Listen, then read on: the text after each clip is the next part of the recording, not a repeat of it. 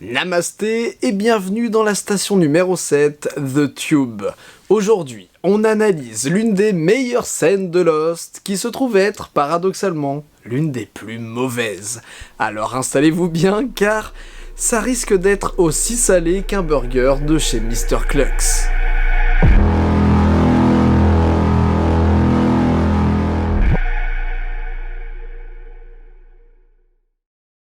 Remettons-nous dans le contexte. On est à l'avant-dernier épisode de la série et Jacob reçoit les derniers survivants pour tout leur expliquer. Le public meurt d'attente, les Losties n'en peuvent plus. Toutes les réponses arrivent enfin. C'est la scène la plus importante de la saison. I don't really know where to start. Moi non plus, Jacob, donc on va te laisser parler un peu.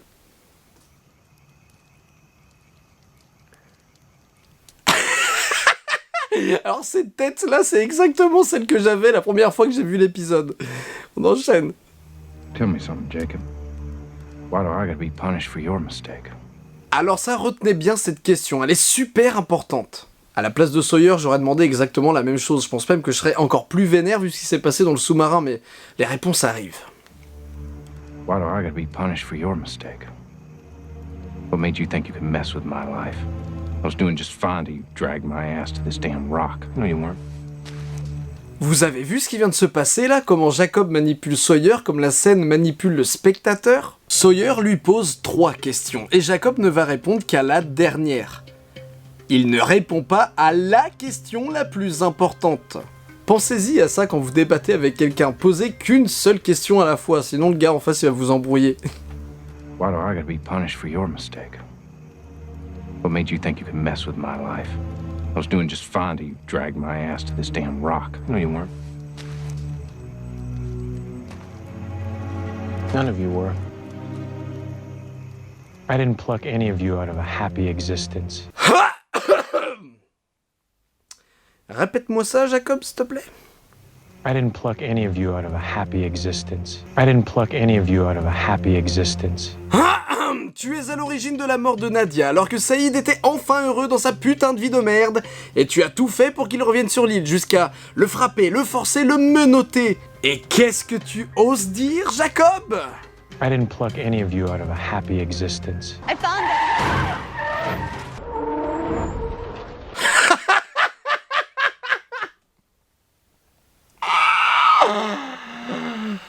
Je déteste ce gars, je déteste ce gars. I didn't pluck any of you out of a happy existence. You were all flawed. Alors ça par contre c'est ultra intéressant. You were all flawed. Flawed, flawed, flawed. Flawed c'est imparfait, brisé, endommagé. Et ce mot flawed on le retrouve dans la saison 3. Mirail dit aux survivants que s'ils ne sont pas sur les listes de Jacob, c'est qu'ils sont brisés, qu'ils sont flawed. You are not on the list because you are flawed. Donc ça c'est vraiment très intéressant en fait. Dans le sens où les candidats sont des gens brisés, mais les gens sur la liste non. Mais Mirail et Ben en revanche pensent que ceux qui sont sur les listes sont des gens importants. Mais cette scène nous montre que pas du tout en fait. C'est chelou oui, mais c'est sympa je trouve.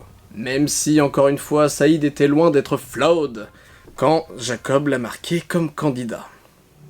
I chose you because you were like me. You were all alone.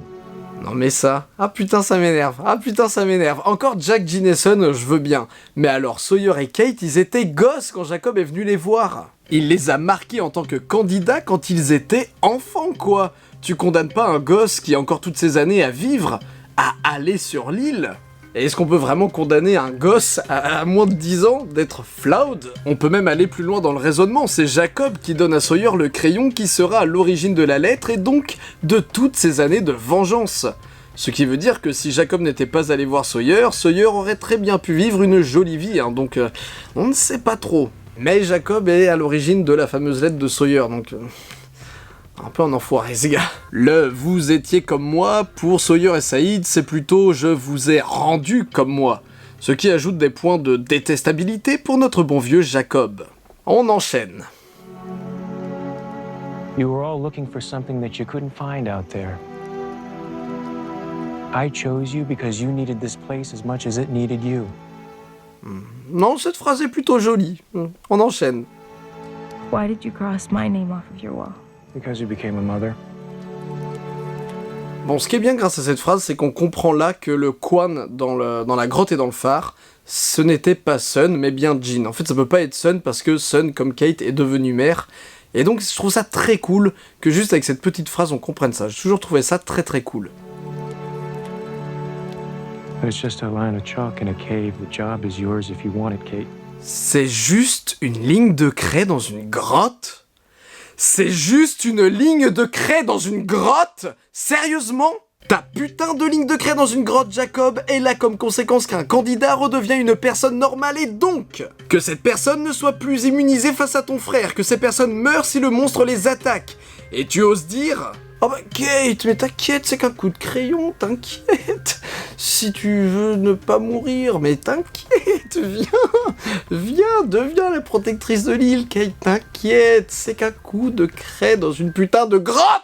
Non mais je rêve! Et évidemment, là où avant Kate disait toujours ce qu'elle pensait, qu'elle allait même emmerder les gens pour avoir raison, qu'elle était plutôt assez rancunière, là elle ne dit rien. Comme c'est pratique. Your monster friend said there was nothing to protect it from. You have to protect it from him. You must do what I couldn't. Ouais... Le monstre ne peut rien faire à l'île, car en des milliers d'années il n'a jamais pu trouver le cœur de l'île, ça n'a aucun sens, mais j'ai déjà détaillé ça dans ma vidéo sur la saison 6, donc je vais me taire. Fais comme Kate, tais-toi. Fais comme Kate, tais-toi. You want us to kill him?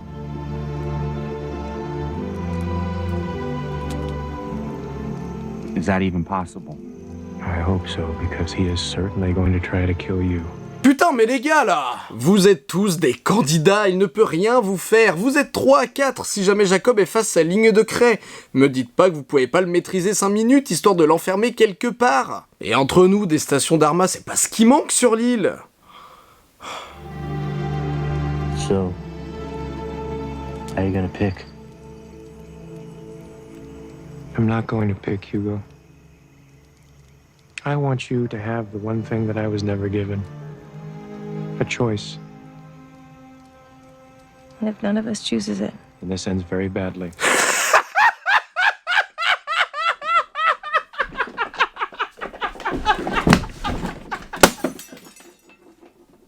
Oh merde! Ah bah merci, voilà Jacob! Putain! Non mais, vous avez le choix. Vous avez le choix, mais si personne ne choisit de me remplacer, vous mourrez tous dans d'atroces souffrances. Non mais Jacob, écoute-moi. T'aurais raconté tout ça dès leur premier jour sur l'île. Imagine le nombre de personnes qui ne seraient pas mortes. Imagine tout le bordel qui ne se serait jamais passé. Ouais, je parle à Jacob, mais là je crois que je pète un câble. Là. Niveau lumière, on est comment là du coup? Bon, ça va le faire. Ça va le faire, c'est bientôt la fin. Allez. Enchaînons. I'll do it.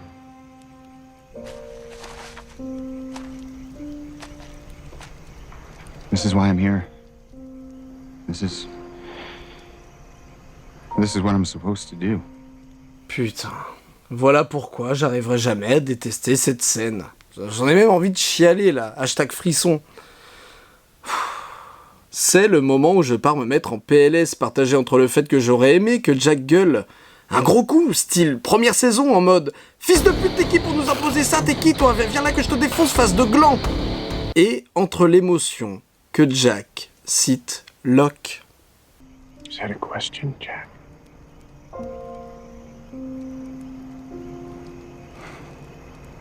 No. Ah putain, chiale pas. Good. And it's time. Bon, si j'ai voulu analyser cette scène, c'est qu'elle représente tout ce qui est génial dans la saison 6 de Lost, mais aussi tout ce qui est frustrant.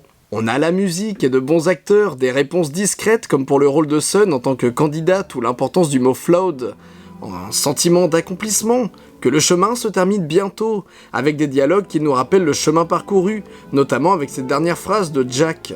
Mais tout ça est mêlé à d'autres réponses totalement HS, décevantes, incohérentes, floues, à des questions totalement esquivées, à des raisonnements débiles et un effacement de personnalité pour que la scène fonctionne. Lindelof répète que d'apporter trop de réponses précises pouvait décevoir, détruire la crédibilité de l'œuvre.